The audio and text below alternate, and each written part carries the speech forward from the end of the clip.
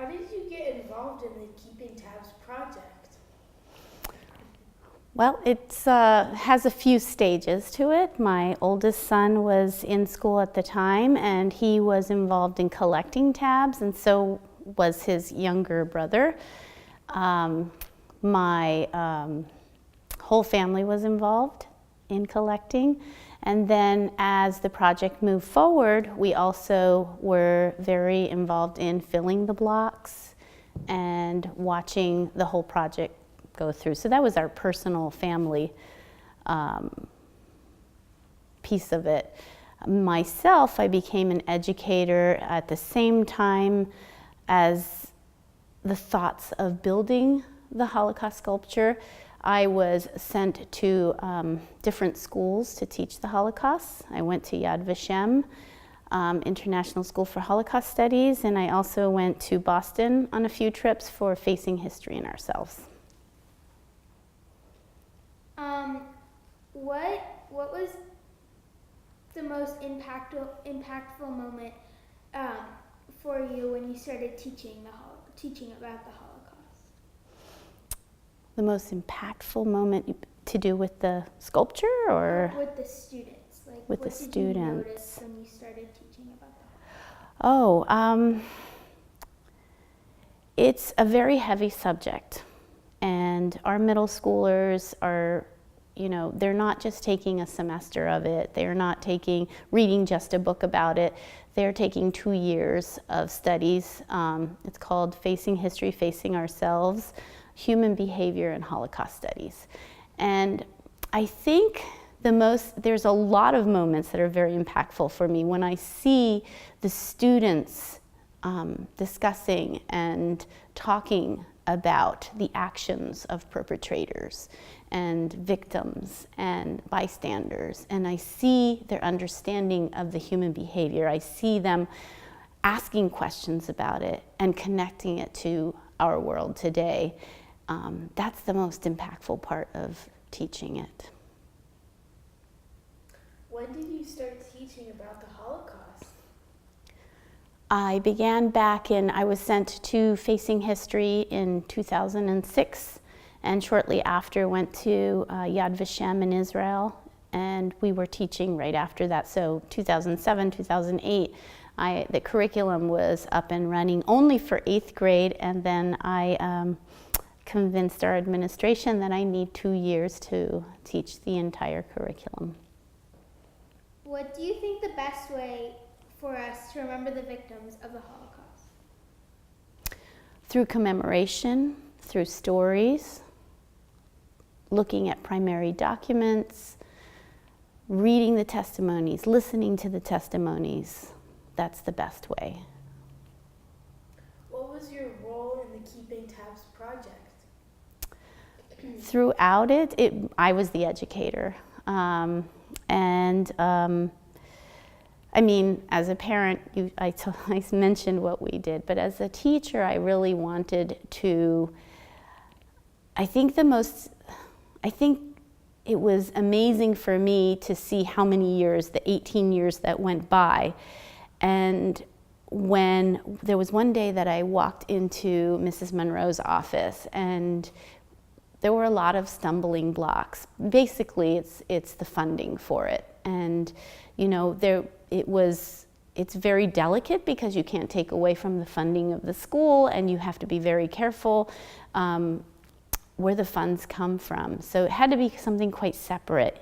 And we're already reaching out to the community a lot for our own school. So this was hard. And I remember Mrs. Monroe saying, "Don't worry, it's gonna be built."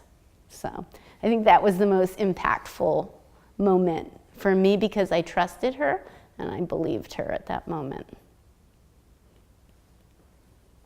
Why is the sculpture important today in our school? I think it's important in our school and the community. Our school, it's already become a place of learning. Students go out there and learn. It has become our place where we have our annual ceremony, our Holocaust ceremony every year outside there, which has become a very meaningful event. And it also has become a place where people come to voice and to protest, quiet protests. So it's a place where people want to be heard as well. Because of what the meaning of the sculpture is, it's the perfect place for many types of gatherings. Okay, what was your personal favorite moment during the project? I think when I would get in the mail from my father in Seattle, and we would have people bring from Israel tabs from my children their grandparents are both survivors of the Holocaust, and these survivors were sending their tabs from Israel, in baggies and through people in, not even just in the mail, like, oh, you're going to Pittsburgh, give it to her, and that type of thing. So these tabs came from all over the world. There are other countries that they came from, in Canada and I believe South America. From many different places. What else is the sculpture used for other than education?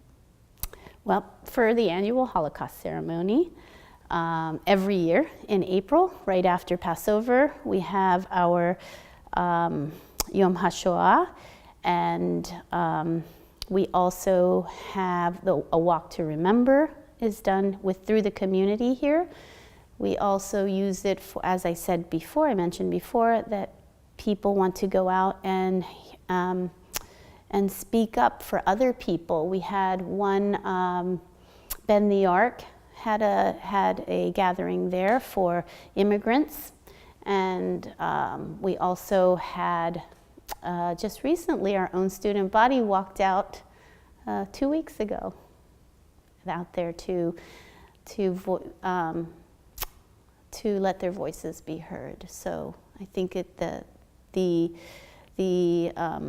tabs are a great representation of that. So why do you think the sculpture is important to you and to the school today? It's important because I think that we are an education organization here, of course, and we are trying to educate. Not only, it's not just the Holocaust. It's to bring to mind things that are happening in the world today. If you can connect decisions from the past, if you can connect to things that are going on today.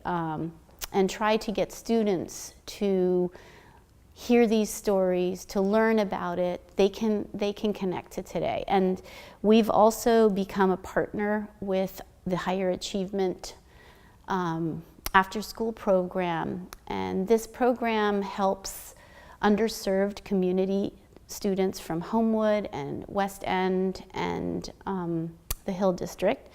And they have become, through the keeping tabs and an endowment, I go out into those schools once a week throughout the school year, and they learn about the Holocaust and they connect it to things that are happening today. And they have now joined us in our annual survivor dinner, and they go to Washington, D.C.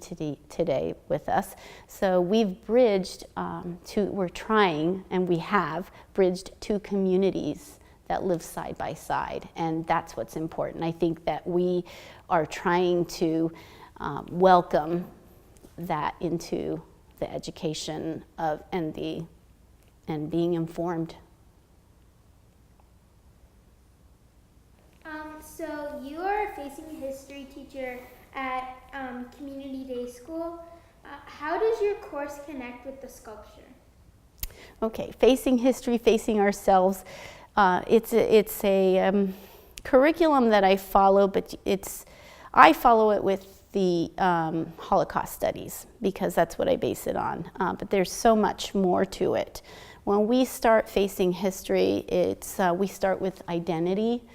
It's important for students to understand their identity and to understand where people start from when you study human behavior.